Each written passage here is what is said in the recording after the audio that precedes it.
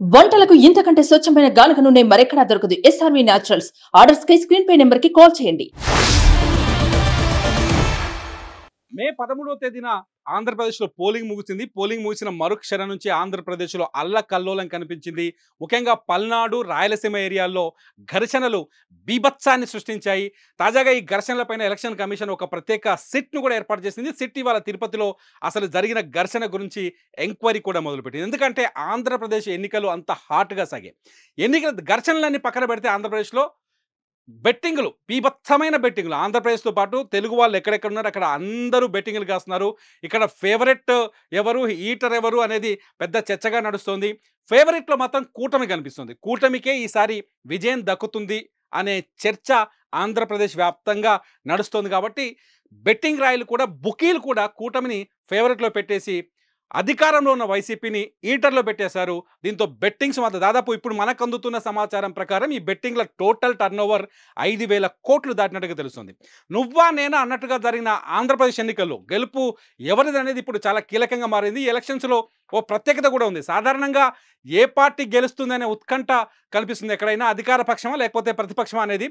ఇక్కడ చూస్తే అధికార పక్షం ఒకవైపు, విపక్షాలన్నీ ఒకవైపు. అంటే టీడీపీ, బీజేపీ, జనసేన మూడు కలిసి కూటమిగా ఏర్పడి సీఎం జగన్మోహన్ రెడ్డి పార్టీ వైఎస్ఆర్ కాంగ్రెస్ పార్టీతో తలపడ్డాయి. మరో విశేషం ఏంటంటే జగన్ ప్రభుత్వంలో ఆ పార్టీ మాజీ ఎంపీనే అలుపెరగని పోరాటం చేస్తున్నారు జగన్ పైన. అతనే రఘురామకృష్ణరాజు అలియాస్ RRR అంటారు ఆయన. ఈ ఎన్నికల్లో వైసీపీ రెబల్ ఎంపీ భవితవ్యం ఎలా ఉండబోతుంది అన్నది ఇప్పుడు ఆసక్తికరంగా మారింది. చివరి వరకు అతని సీటు పైనే, అంటే రఘురామకృష్ణరాజుకు సీట్ ఇవ్వకపోవడం, చివరి క్షణంలో సీట్ ఇవ్వడం కూడా కొంత సస్పెన్స్కు దారితీసింది.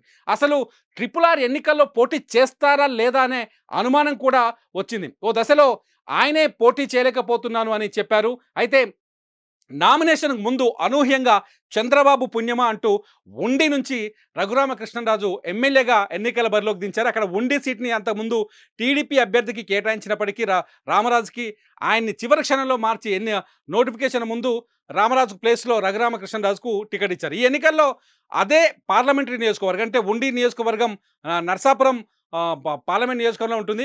అదే పార్లమెంట్ నియోజకవర్గంలోని ఉండి అసెంబ్లీ నియోజకవర్గానికి కూటమి అభ్యర్థిగా ఎన్నికల బరిలోకి దిగారు రఘురామకృష్ణరాజు. అది అంత మామూలుగా ఏం జరగలేదు.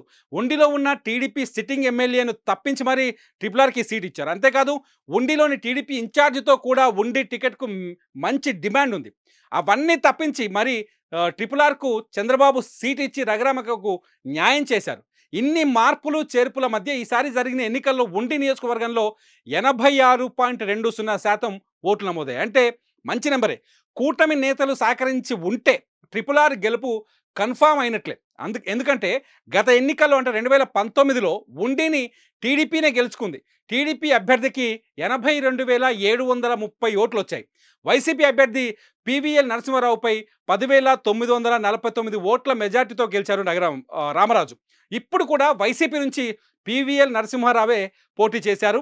టీడీపీ అభ్యర్థిగా RRR పోటీ చేశారు. వైసీపీతో RRRకు ఎంత వైరం ఉందో అందరికీ తెలిసిందే. ముఖ్యంగా జగన్తో మామూలు ఫైట్ కాదు. ఆయన జగన్పై చేసిన విమర్శలు, వేసిన సెటైర్లు చంద్రబాబు కూడా వేసి ఉండరు. వాళ్ళిద్దరి మధ్య అంత దూరం ఉంది. తనకు ఎంపీ సీటు రాకుండా జగనే అడ్డుకున్నారని కూడా RRR ఆరోపించారు కూడా మొన్న కూటమి సీటు ఇవ్వకముందు. అందుకే ఎన్నికల్లో ఎలాగైనా నిలబడి జగన్ పార్టీని ఓడించాలని RRR పట్టుబట్టుకున్నారు. ఈ క్రమంలోనే చంద్రబాబుతో బతిమిలాడి బామాడి మొత్తానికి ఉండి సీటు దక్కించుకున్నారు. ఓ దశలో చంద్రబాబు కూడా నరసాపురం ఎంపీ సీటు కోసం బాగా పోరాడారు. అంటే చంద్రబాబుతో కూడా నరసాపురం టికెట్ని ఎట్లయినా తన్ను దక్కించుకోవాలని ప్రయత్నించారు RRR. కానీ అది సాధ్యం కాలేదు.